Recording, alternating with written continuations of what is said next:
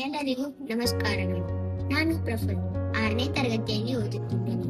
ಇಂದು ನಾನು ಸ್ವಾಮಿ ವಿವೇಕಾನಂದರ 50 ನುಡಿಮುತ್ತುಗಳನ್ನು ಹೇಳುತ್ತೇನೆ. ಏಳಿ ಎದ್ದೇಳಿ ಎಚ್ಚರಗೊಳ್ಳಿರಿ, ಗುರಿ ಮುಟ್ಟುವ ತನಕ ನಿಲ್ಲದಿರಿ. ಶಿಕ್ಷಣವು ಸತ್ಯಗಳ ಕಲಿಕೆಯಲ್ಲ, ಆದರೆ ಯೋಚಿಸಲು ಮನಸ್ಸಿಗೆ ತರಬೇತಿ ನೀಡುತ್ತದೆ. ಎಲ್ಲಾ ಶಿಕ್ಷಣದ ಅಂತ್ಯ ಮತ್ತು ಗುರಿ ವ್ಯಕ್ತಿತ್ವದ ಬೆಳವಣಿಗೆಯಾಗಿದೆ. ಜಗತ್ತು ದೊಡ್ಡ ವ್ಯಾಯಾಮದ ಶಾಲೆಯಾಗಿದೆ. ಅಲ್ಲಿ ನಾವು ನಮ್ಮನ್ನು ಬಲಪಡಿಸಲು ಬರುತ್ತೇವೆ. ಹೃದಯ ಮತ್ತು ಮೆದುಳಿನ ನಡುವಿನ ಸಂಘರ್ಷದಲ್ಲಿ ನಿಮ್ಮ ಹೃದಯವನ್ನು ಅನುಸರಿಸಿ. ವಿದ್ಯಾವಂತರಾಗಿರಬೇಕು ಎಂದರೆ ಯೋಚಿಸುವ ಮನಸ್ಸು, ಅನುಭವಿಸುವ ಹೃದಯ ಮತ್ತು ಊಹಿಸಬಲ್ಲ ಆತ್ಮ. ಪ್ರಪಂಚದ ಎಲ್ಲಾ ಜ್ಞಾನವನ್ನು ತೆಗೆದುಕೊಳ್ಳಬೇಕು, ನೀವು ಅದನ್ನು ತಲುಪಿ ಹಿಡಿಯಬೇಕು. ಸತ್ಯವನ್ನು ತಿಳಿದುಕೊಳ್ಳುವ ಏಕೈಕ ಮಾರ್ಗವೆಂದರೆ ಅನುಭವ.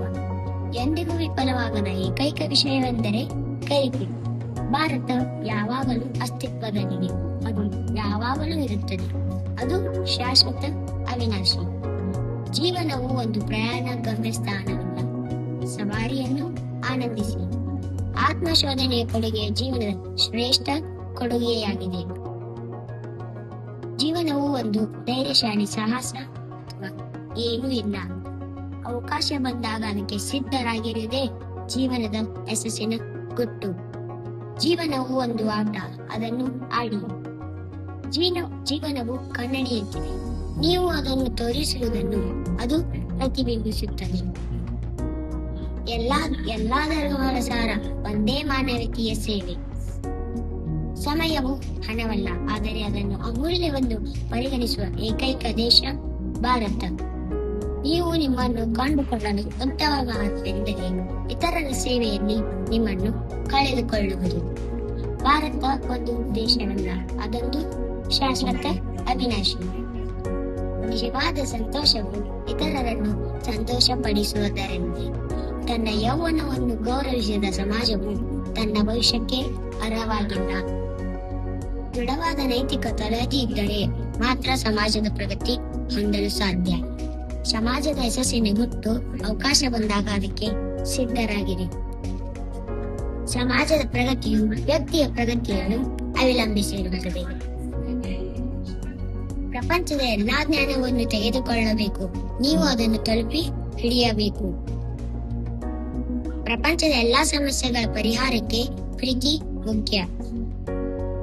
ಇನ್ನೊಬ್ಬ ಮನುಷ್ಯನನ್ನು ಅವನ ಅಂತರಂಗದಲ್ಲಿ ಗ್ರಹಿಸುವ ಏಕೈಕ ಮಾರ್ಗವೆಂದರೆ ಪ್ರೀತಿ. ಗಾಯಗೊಂಡ ಜಗತ್ತವನ್ನು ಗುಣಪಡಿಸುವ ಏಕೈಕ ಮಾರ್ಗವೆಂದರೆ ಪ್ರೀತಿ. ಮೊದಲು ಹಾಳಾಗುವುದನ್ನು ಕಲಿಯಿರಿ, ಆಗ ನಾಯಕನ ಅರ್ಹತೆ ತಾನಾಗಿಯೇ ಬರುತ್ತದೆ. ಗುರು ಎಂದರೆ ವ್ಯಕ್ತಿಯಲ್ಲಿ ಒಂದು ಶಕ್ತಿ.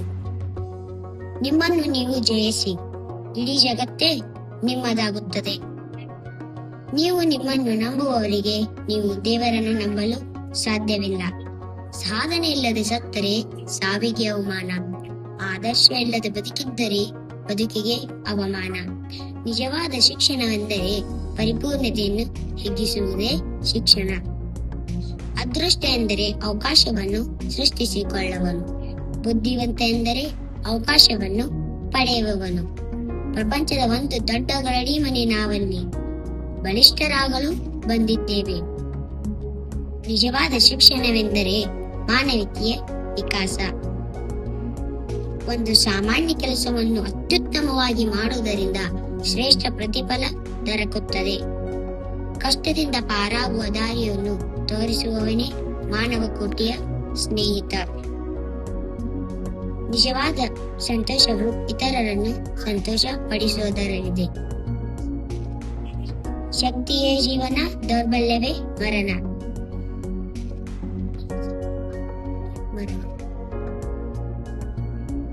ಹಣವಂತರ ಜೊತೆ 100 ವರ್ಷ ಬದುಕೋಕ್ಕಿಂತಲೂ ಹೃದಯವಂತರ ಜೊತೆ 3 ದಿನ ಬದುಕಿದ್ದರೆ ಜೀವನ ಸಾರ್ಥಕ.